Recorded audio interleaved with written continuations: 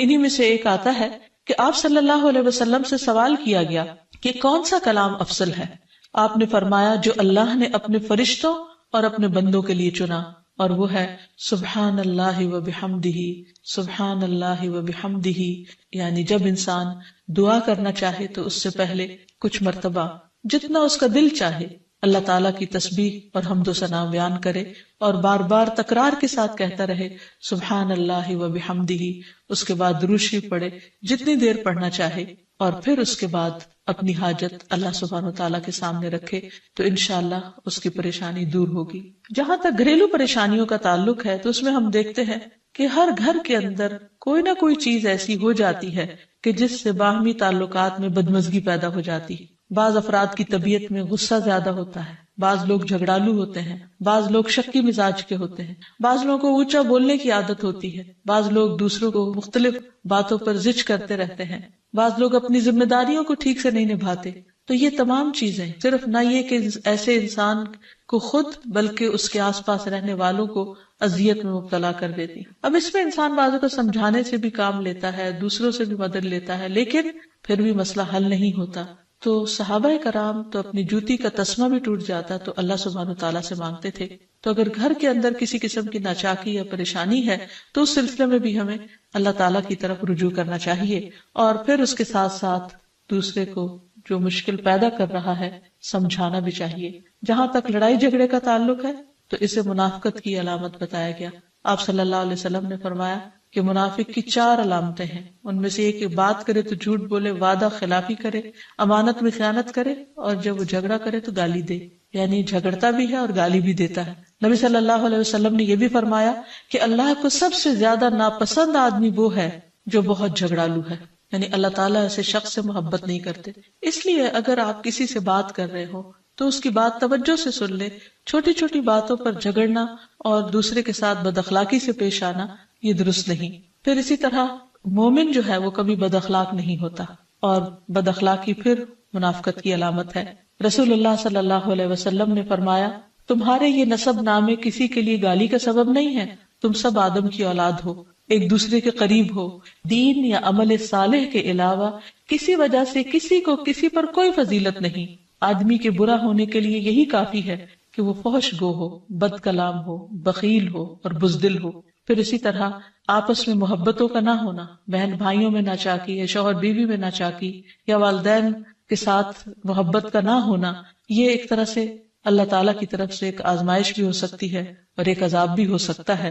مومن تو محبت کرنے والا ہوتا ہے، اور اس شخص میں کوئی خیر نہیں جو محبت کرتا نہیں اور لوگ اس سے محبت نہیں کرتے، اور لوگوں میں سب سے زیادہ بہترین انسان وہ ہے جو لوگوں کے لیے فائدہ مند ہوتا ہے۔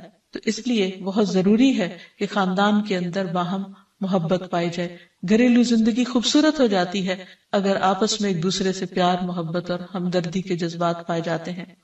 پھر اسی طرح بعض اوقات گھریلو زندگی میں بدگمانیاں بہت تکلیف دیتی ہیں، یا گھر کے کچھ افراد سنی سنائی باتوں پر یقین کرتے ہوئے دوسروں کے خلاف بدگمانی پال لیتے ہیں، تو اس سے بھی پرہیز کرنے کی ضرورت ہے۔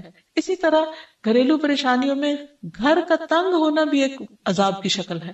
اس لیے نبی صلی اللہ علیہ وسلم نے ہر وضو کرنے کے بعد جو دعا سکھائی اس میں خاص طور پر یہ دعا آتی ہے کہ اللہ میرے گھر میں وسعت پیدا کر دے، یعنی ایک تو دلوں میں وسعت ہو اور دوسرا یہ ہے کہ جگہ بھی کشادہ ہو۔ رسول اللہ صلی اللہ علیہ وسلم نے فرمایا 3 چیزیں بدبختی میں سے ہیں۔ عورت جب تو اسے دیکھے تو وہ تجھ کو بری لگے اور وہ تجھ پر اپنی زبان چلائے، اور اگر تو اس سے غائب ہو تو وہ اپنے نفس کی اور تیرے مال کی حفاظت نہ کرے۔ دوسرے مریل سواری کہ اگر تو اسے مارے اور چلائے تو تجھ کو تھکا دے، اور اگر اسے چھوڑ دے تو تجھے جلد تیرے ساتھیوں تک نہ پہنچائے، اور ایسا گھر جو تنگ اور کم سہولتوں والا ہو۔ تو اس لیے اگر انسان ایسی کسی تکلیف میں مبتلا ہے تو اس کا حل بھی یہی ہے کہ کوشش کے ساتھ ساتھ انسان دعا کرے۔ اسی طرح خرچ میں کمی، وسائل میں کمی، مال میں کمی، یہ تمام چیزیں بھی عموماً گھروں کے اندر جھگڑے پیدا کر دیتی ہیں۔ کھانے پینے کی قلت، بنیادی ضروریات کا پورا نہ ہونا، تو ایسی صورت میں بھی انسان اللہ تعالیٰ کی طرف رجوع کرے، اور اس کے لیے ساتھ ہی کوشش بھی ضروری ہے۔ کوشش میں سب سے پہلے تو یہ کہ انسان لڑائی جھگڑا چھوڑے، صبر و ضبط کی عادت ڈالے، برداشت اور تحمل کی عادت اپنے اندر پیدا کرے، اپنے اخلاق کو بہتر بنائے۔ ایک حدیث کے مطابق اللہ سبحانہ و تعالیٰ جب کسی گھرانے پر خیر و برکت نازل فرمانا چاہتے ہیں تو اس گھر والوں کے اندر نرمی پیدا کر دیتے ہیں. اور ایک اور حدیث میں یہ بھی آتا ہے کہ جو نرمی سے محروم کر دیا گیا وہ ہر خیر و بلائی سے محروم کر دیا گیا. تو اس لیے گھر کے ہر فرد کو اپنے اپنے رویے پر غور کرتے ہوئے اپنے اخلاق کی اصلاح کرنے کی ضرورت ہے، اور دوسروں سے توقعات زیادہ رکھنے کی بجائے اپنا طرز عمل اچھا کرنے کی ضرورت ہے. اور گھر والوں کے ساتھ بہترین ہونا نبی صلی اللہ علیہ وسلم کی سنت ہے. آپ نے فرمایا تم میں سے بہتر وہ ہے جو اپنے گھر والوں کے لیے بہتر ہو، اور میں تم سب کی نسبت اپنے گھر والوں کے حق میں اچھا ہوں. یعنی آپ نے اپنی مثال دی کہ میں سب سے اچھا سلوک اپنے گھر والوں سے کرتا ہوں، تو تمہیں بھی اگر اچھا بننا ہے تو ایسا ہی کرنا ہوگا. پھر اسی طرح گھر والوں کو زیادہ سے زیادہ فائدہ پہنچانا. حسن بصری سے مروی ہے کہ اللہ تعالیٰ کے نزدیک پسندیدہ بندے وہ ہیں جو اپنے اہل و عیال کو سب سے زیادہ نفع دینے والے ہیں. پھر اسی طرح پیار و محبت سے رہنا. اگر لڑائی جھگڑا ہو بھی جائے یا کوئی غلط فہمی پیدا بھی ہو جائے تو اس وقت خاموشی اختیار کر لینا، مناسب وقت کا انتظار کر کے اس غلط فہمی کو دور کرنا ضروری ہے. پھر اسی طرح اللہ سبحانہ وتعالیٰ نے گھریلو زندگی کو خوشگوار بنانے کے لیے جو بہترین ہدایت ہمیں قرآن مجید میں دی ہے وہ ہے عفو درگزر سے کام لینا. اللہ تعالیٰ فرماتے ہیں اے لوگو جو ایمان لائے ہو، بے شک تمہاری بیویوں اور تمہارے بچوں میں سے بعض تمہارے دشمن ہیں، سو ان سے ہوشیار رہو، اور اگر تم معاف کرو اور درگزر کرو اور بخش دو تو بے شک اللہ بے حد بخشنے والا نہایت رحم فرمانے والا ہے. تمہارے مال اور تمہاری اولاد تو محض ایک آزمائش ہے، اور جو اللہ کے پاس ہے وہ بہت بڑا اجر ہے. واللہ عندہ اجر عظیم، اور جو اللہ ہے اسی کے پاس بہت بڑا اجر ہے.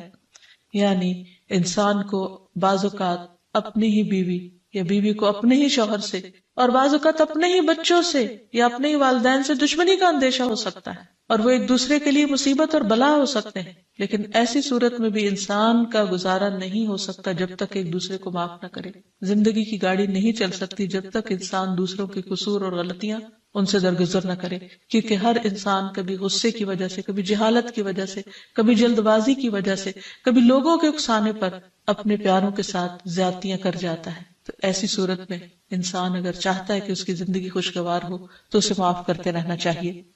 نبی صلی اللہ علیہ وسلم کے اخلاق کے بارے میں جب پوچھا گیا تو حضرت عائشہ کہتی ہیں کہ آپ تان و تشنیع کرنے والے نہ تھے، یعنی تانے نہیں دیتے تھے، یعنی اگر کسی سے غلطی ہو جاتی تو اسے بار بار یاد نہیں کراتے تھے، فحش کام نہیں کرتے تھے، بازاروں میں چیخنے والے اور برائی کا بدلہ برائی سے دینے والے نہ تھے، بلکہ معاف کرنے والے اور درگزر کرنے والے تھے. اور حقیقت یہ ہے کہ جو جس کے جتنا قریب ہوتا ہے، جیسے گھر والے ہیں، اس کی غلطیاں اور اس کی کمزوریاں زیادہ سامنے آتی ہیں، اور پھر وہ ریپیٹڈلی سامنے آتی ہیں، بار بار سامنے آتی ہیں. تو ایسی صورت میں معاف کرنا بھی مشکل لگتا ہے، لیکن پھر بھی معاف کیے بغیر گزارا نہیں. پھر اسی طرح یہ ہے کہ انسان اگر ہمیشہ دوسروں کا حق ادا کرنے کی فکر کرے تو اس سے بھی بہت سے جھگڑے ختم ہو جاتے ہیں. شوہر اگر بیوی کو حق دینے والا ہو، بیوی خوشی سے شوہر کا حق دینے والی ہو، بہن بھائی ایک دوسرے کے اوپر قربانی کرنے والے ہوں، ایثار کرنے والے ہوں، تو ایسی صورت میں گھر کا ماحول بہت خوشگوار ہو سکتا ہے. عورت کے بارے میں فرمایا نبی صلی اللہ علیہ وسلم نے کہ عورت اس وقت تک ایمان کی حلاوت نہیں پا سکتی جب تک کہ وہ اپنے شوہر کا حق ادا نہیں کرتی. اسی طرح شوہر کے لیے نبی صلی اللہ علیہ وسلم کا یہ اسوہ حسنہ بہترین ہے کہ آپ صلی اللہ علیہ وسلم اپنے گھر ہوتے ہوئے اپنے گھر والوں کے کام کاج میں ہاتھ بٹایا کرتے تھے، ان کی خدمت کیا کرتے تھے. جب نماز کا وقت ہوتا تو فوراً نماز کے لیے تشریف لے جاتے. آپ اپنے چھوٹے چھوٹے کام خود کر لیا کرتے تھے. یعنی اس سے بھی یہ پتہ چلتا ہے کہ خوشگوار گھریلو تعلقات میں دوسرے پر بوجھ نہ بننا ایک بہت اہم نقطہ ہے، کیونکہ اگر ہر انسان اپنی ذمہ داری خود لے لے تو دوسروں کے لیے وہ خوشگوار ہو جاتا ہے. پھر اسی طرح گھر والوں کو اگر کوئی غم، تکلیف یا پریشانی ہو تو اس موقع پر اپنے اختلافات کو بھول کر ان کی مدد کرنا، ان کی کیئر کرنا اور ان کی دلجوئی کرنا یہ بھی بہت ضروری ہے. اور حتی الوسع گھر کا ماحول خوشگوار رکھنا چاہیے، ایک دوسرے کا احساس کرتے ہوئے اور ایک دوسرے کے کاموں میں عیب نہ نکالتے ہوئے اور ایک دوسرے کو اپریشیٹ کرتے ہوئے، ایک دوسرے کی اچھی خوبیوں کو اور اچھی باتوں کی تعریف کرتے ہوئے، اور اسی طرح بعض اوقات اپنی خواہشات کو پیچھے کرتے ہوئے. کیونکہ اگر ہر انسان یہ چاہے کہ زندگی اس کے مطابق، کیونکہ اگر ہر انسان یہ چاہتا ہو کہ ہر کام گھر میں اس کی مرضی کے مطابق ہو تو یہ ممکن نہیں. بہت سے گھروں میں ساس بہو کا جھگڑا کس بنا پر ہوتا ہے، یا آپس میں قریبی رشتوں کا جھگڑا اور فتنہ فساد کس وجہ سے ہوتا ہے؟ کیونکہ ہر شخص یہ چاہتا ہے کہ گھر کا نظام اس کی مرضی کے مطابق ہو، حالانکہ ایسا ہونا ممکن نہیں. تو اس لیے ہر انسان کو اپنی رائے بھی دینی چاہیے، لیکن دوسروں کی رائے کا بھی احترام کرنا چاہیے. اپنی ضرورت بھی پوری کرنی چاہیے، لیکن اس کے ساتھ ساتھ دوسروں کی ضروریات کا بھی خیال کرنا چاہیے. پھر اسی طرح بہت سے معاملات میں قناعت اختیار کرنی چاہیے، کیونکہ یہ زندگی بذات خود ایک امتحان ہے، اور اصل عیش و عشرت کی جگہ جنت ہے، دنیا نہیں، یا دنیا کا گھر نہیں. تو اس لیے ضروری ہے کہ مشکل حالات میں انسان اپنے عزیزوں کا، پیاروں کا، گھر والوں کا ساتھ دے، ان کی مدد کرے. مثلا شوہر کے اگر معاشی حالات تنگ ہیں تو بیوی ناجائز مطالبات نہ کرے. اسی طرح اگر بیوی بیمار ہے تو شوہر اس سے بہت زیادہ گھر کے کام کا مطالبہ نہ کرے. تو ایک دوسرے کے حالات کی رعایت کرتے ہوئے اگر انسان ایک دوسرے سے توقعات رکھے تو اس سے بھی حالات بہت خوشگوار ہو سکتے ہیں. اور پھر یہ کہ ہمیشہ دوسروں کی چھوٹی چھوٹی ایفرٹ پر ان کے لیے شکر گزاری کے جذبات ہونے چاہیے. مثلا اگر کوئی آپ کو گھر میں پانی پلا دے تو آپ اس پر بھی شکریہ بولیں. ہم عام طور پر اگر گھر سے باہر کہیں ہوتے ہیں اور کوئی ہمارے ساتھ تھوڑے سا بھی احسان کا معاملہ کرے تو ہم اس کے احسان کو مانتے ہیں، لیکن گھر والوں کا احسان ماننا ایک مشکل کام لگتا ہے. تو اس لیے اگر ہم چاہتے ہیں کہ گھریلو زندگی خوشگوار ہو تو اس میں گھر والوں کے احسان کو بھی ماننا ضروری ہے. اور پھر چھوٹی چھوٹی اذیتوں کو بہت مینشن نہیں کرنا چاہیے، ان کا ذکر نہیں کرنا چاہیے، ان پر صبر کرنا چاہیے. تو جو شخص شکر اور صبر سے کام لیتا ہے اس کی زندگی لازماً خوشگوار ہوتی ہے. لیکن اس کے باوجود بھی اگر گھریلو زندگی میں تنگی ہو، تکلیف ہو، آپس کی ناچاکی ہو، دشمنی ہو، پریشانی ہو، بہت بے چینی ہو، تو پھر اللہ سبحانہ وتعالیٰ ہی کی طرف رجوع کرنا چاہیے. کیونکہ قرآن مجید میں آتا ہے وَإِن يُرِدْكَ بِخَيْرٍ فَلَا رَادَّ لِفَضْلِهِ يُصِيبُ بِهِ مَن يَشَاءُ مِنْ عِبَادِهِ وَهُوَ الْغَفُورُ الرَّحِيمُ. اور اگر اللہ تمہیں کوئی تکلیف پہنچانا چاہے تو اس کے سوا کوئی اسے دور کرنے والا نہیں، اور تجھ سے کوئی بھلائی کرنا چاہے تو کوئی اسے ٹالنے والا نہیں. وہ اپنے بندوں میں سے جسے چاہے فضل سے نوازتا ہے، اور وہ بخشنے والا اور رحم کرنے والا ہے.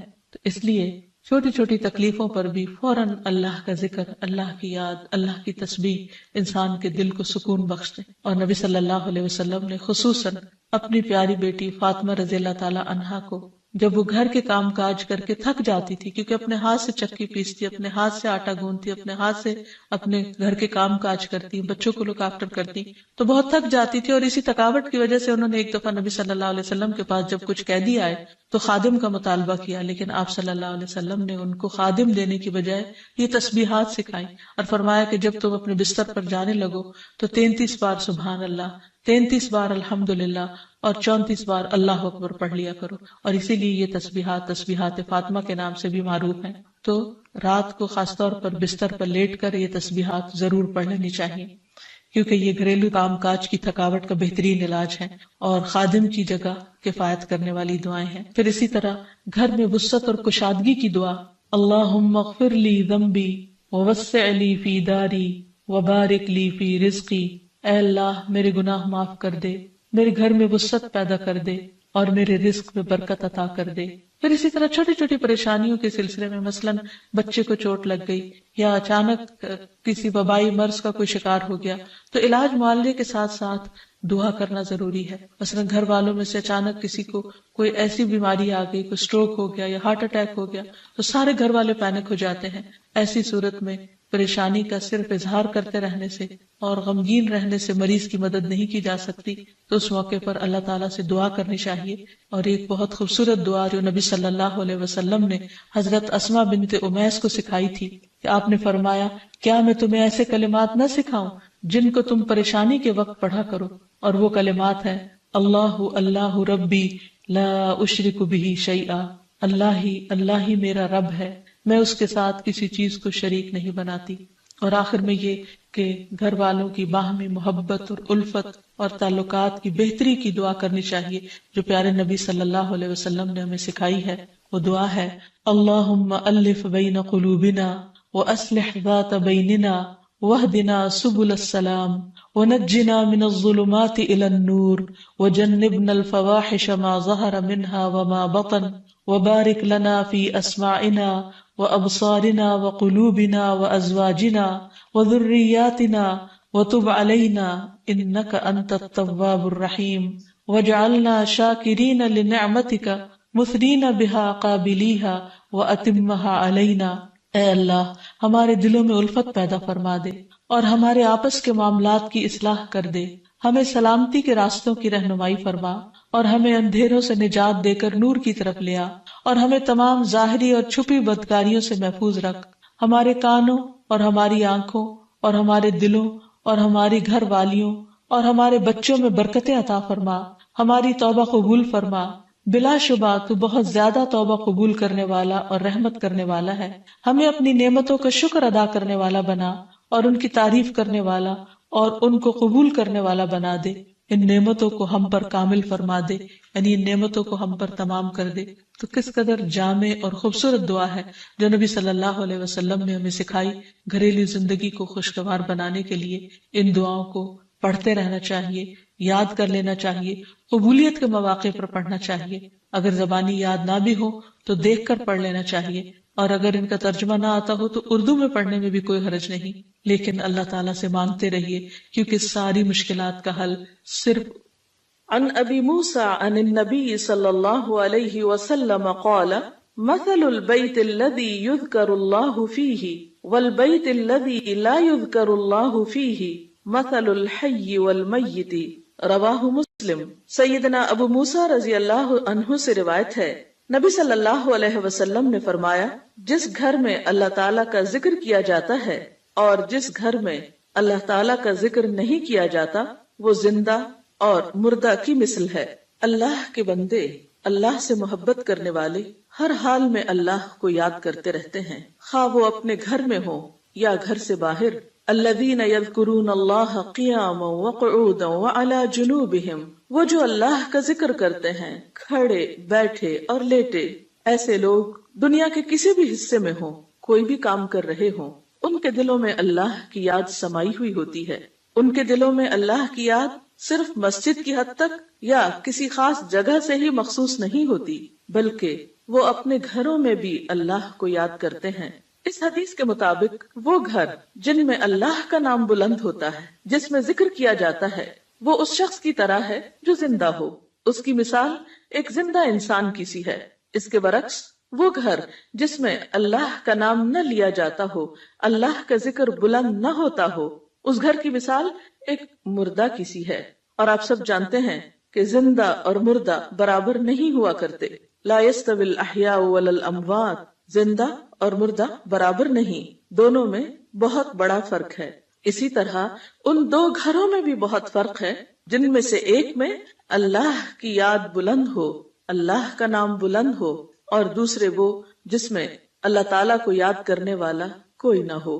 قرآن پاک میں اللہ سبحانہ و تعالیٰ کو یاد کرنے والوں کی صفت یہ بتائی گئی ہے کہ رجال لا تلہیہم تجارت ولا بیع عن ذکر اللہ، وہ ایسے لوگ ہیں جنہیں تجارت اور خرید و فروخت اللہ کی یاد سے غافل نہیں کرتی، یعنی عین دنیا کے اندر رہتے ہوئے بھی وہ اللہ کو یاد کرتے رہتے ہیں۔ وَإِقَامِ الصَّلَاةِ وَإِيتَاءِ الزَّكَاةِ، نماز قائم کرنے اور زکوٰۃ کی ادائیگی سے کوئی چیز انہیں منع نہیں کرتی، مانے نہیں ہوتی۔ اور وہ یہ کیوں کرتے ہیں؟ یعنی اللہ کو یاد کیوں کرتے رہتے ہیں اور اپنے فرائض کی ادائیگی میں سرگرم کیوں رہتے ہیں؟ یخافون یوما تتقلب فیہ القلوب والابصار، وہ اس دن سے ڈرتے ہیں جس دن دل اور نگاہیں الٹ پلٹ ہو جائیں گی، یعنی قیامت کا خوف ہے ان کے دل کے اندر، اور اس کے ساتھ ساتھ اللہ کے فضل کے امیدوار بھی ہیں۔ لیجزیہم اللہ احسن ما عملوا ویزیدہم من فضلہ، تاکہ اللہ ان کو بدلہ دے ان کے اچھے اعمال کا جو انہوں نے کیے، اور اپنے فضل سے زیادہ بھی نوازے۔ واللہ یرزق من یشاء بغیر حساب، اور اللہ اپنے رزق میں سے جسے چاہتا ہے بے حساب عطا کر دیتا ہے۔ تو بات یہ ہے کہ جو دل خوف اور امید کے درمیان ہوتے ہیں وہ دل اللہ کی یاد سے معمور ہوتے ہیں، اور جن لوگوں کے دل اللہ کی یاد سے معمور ہوتے ہیں ان کے گھر بھی اللہ کی یاد سے معمور ہوتے ہیں۔